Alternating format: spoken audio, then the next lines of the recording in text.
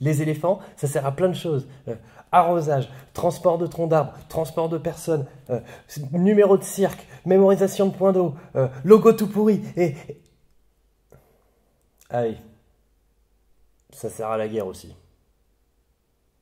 Voilà.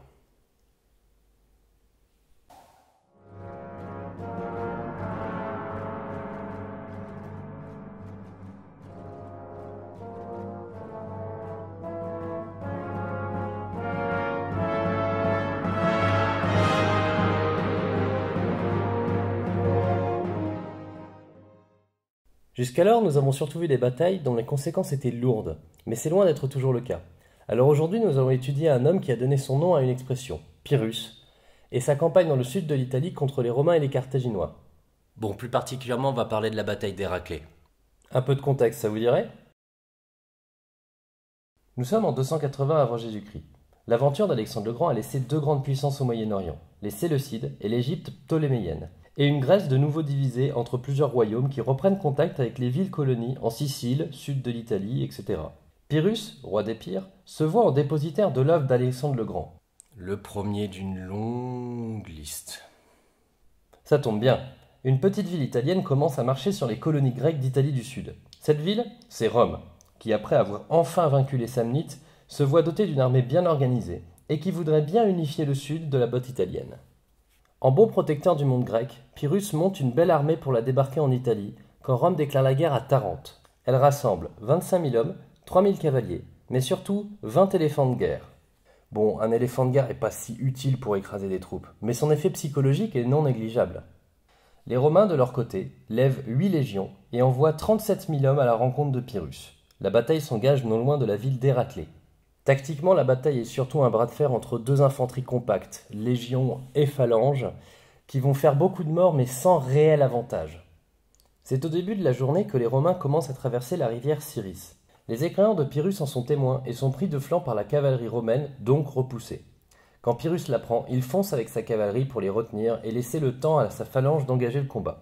C'est plutôt une réussite. Alors commence un aller-retour classique entre attaque et contre-attaque.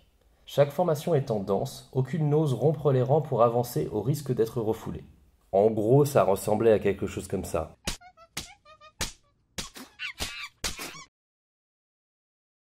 Lorsque Pyrrhus manque de se faire tuer, il doit se montrer aux troupes pour maintenir le moral.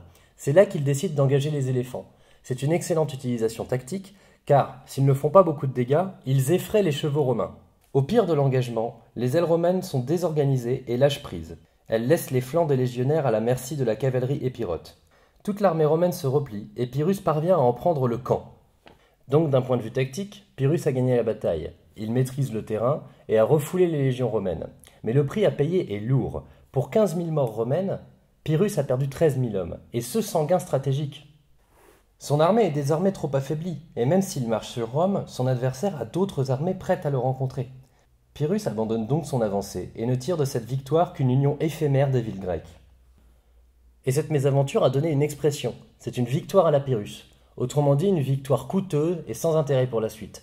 Et dans ce domaine, Pyrrhus est un pro. Il va gagner la bataille d'Ausculum.